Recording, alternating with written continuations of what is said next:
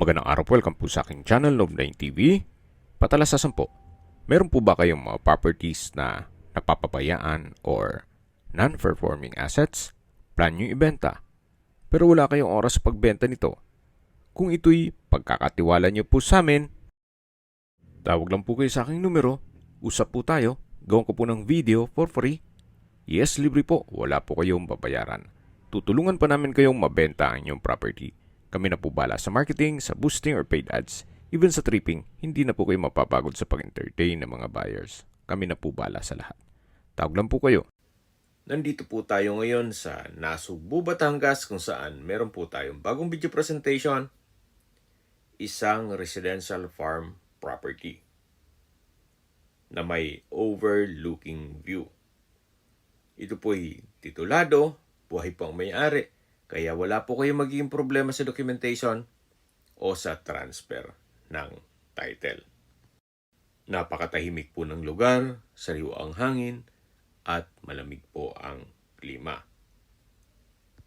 Ito po ay along main road na two-way cemented barangay road.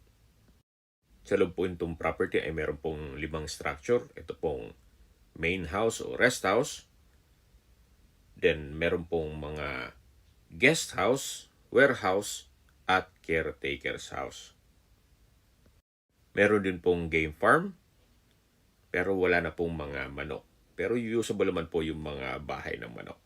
At sa dulo po nitong property ay meron pong ilat o dry creek.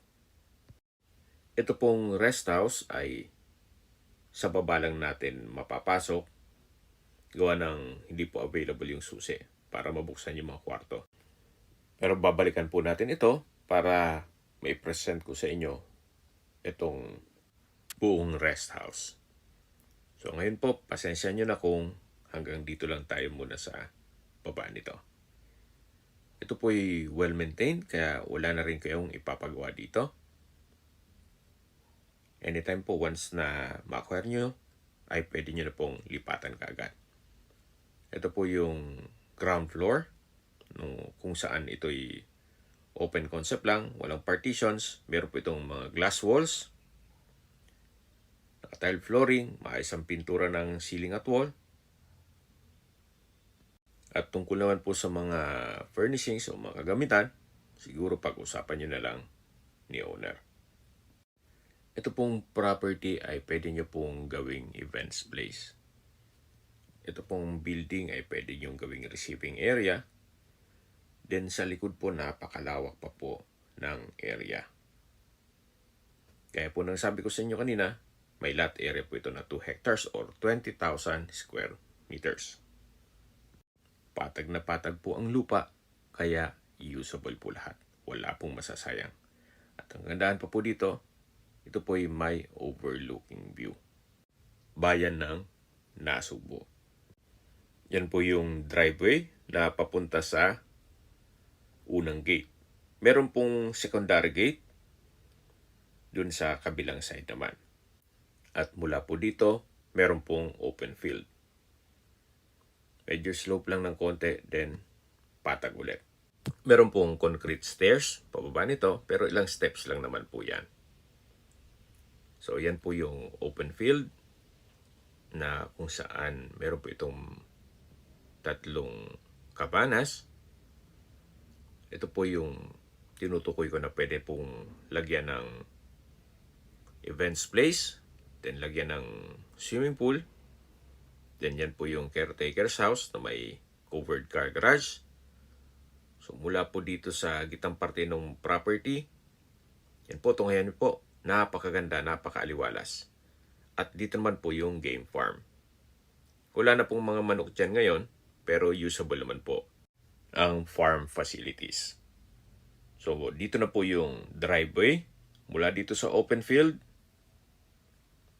Then diretso na po yan. Ito pong side na to ay yung concrete fence o perimeter fence. Ito pong driveway ay konkreto din po. So yan po yung game farm.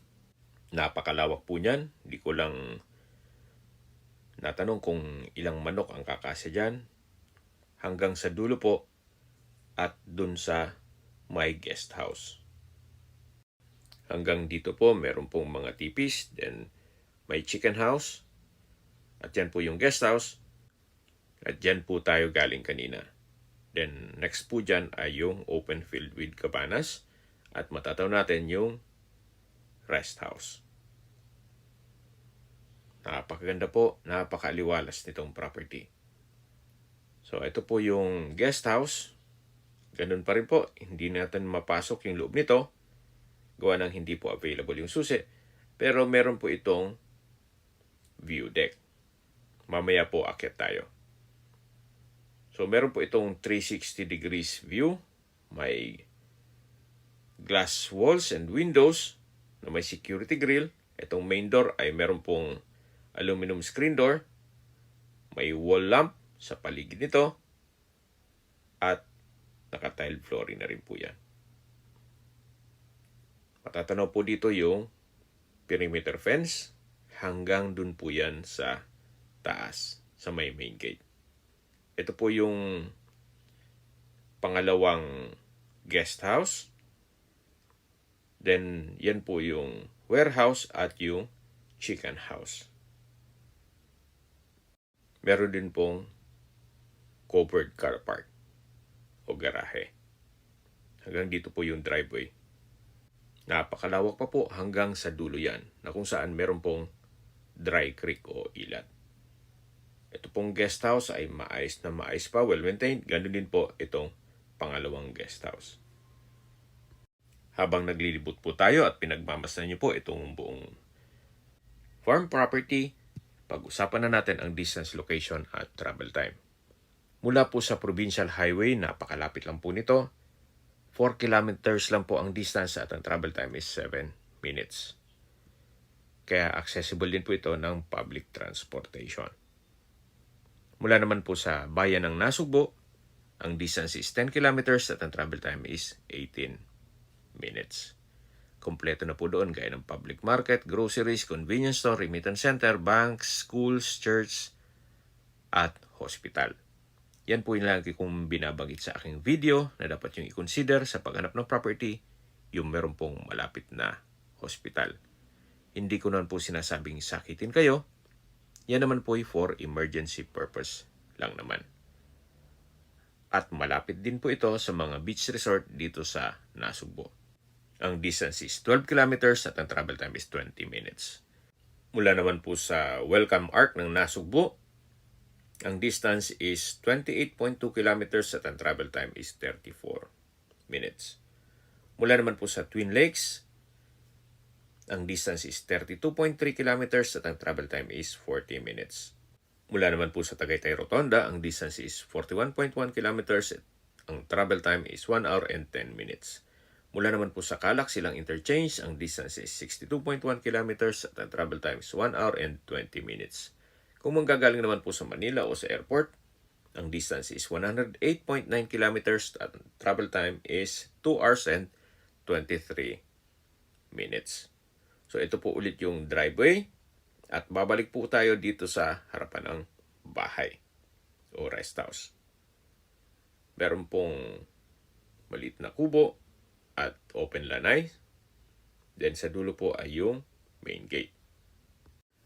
Sa mga nag-skip po ng video, summarize ko lang po, itong property ay nasa Nasugbo, Batangas. May lot area po ito na 20,000 square meters o 2 hectares. Ito po titulado. Buhay po ang may-ari, kaya wala po kayong maging problema sa documentation o sa transfer ng title. Along two-way cemented barangay road at may access na rin po dito ng tubig, kuryente at internet provider. Okay, sa presyo na po tayo. Binebenta po ito ni owner sa halagang 3,000 pesos per square meter. Kung may mga katanungan po kayo, tawag lang po kayo sa aking numero. At sa mga kababayan naman natin na sa ibang bansa, meron po akong WhatsApp, Viber at Telegram. Same number lang po, 0917-316-3399. Sa mga nagtatanong naman po ng aming Facebook, meron po aming Facebook page na Nov9TV at Facebook Real Video. Meron din pong TikTok at Instagram. May ibang YouTube channel po kami, the Nov9TV channel, Nov9TV Listings, Nov9 TV on the spot, Nov9 TV updates, at Nov9 TV House Rental. Sana po naibigyan nyo ang video presentation. Paki-like and subscribe na lang po sa aking channel para ma-update din po kayo sa aking future listings. Kung sakali po hanap nyo yung mas malaking sukat ng lupa, meron din po kami ibang listings na pwede nyong pagpilian. Huwag po kayong mag-atubiling tumawag sa amin. Then, let us know your budget para malaman namin kung anong property pwede naming ilog sa inyo. Sa lahat pong viewers, subscriber at nagtiwala po sa amin, salamat po sa suporta. Ingat po kayo lagi at yung pamilya. Maraming salamat po.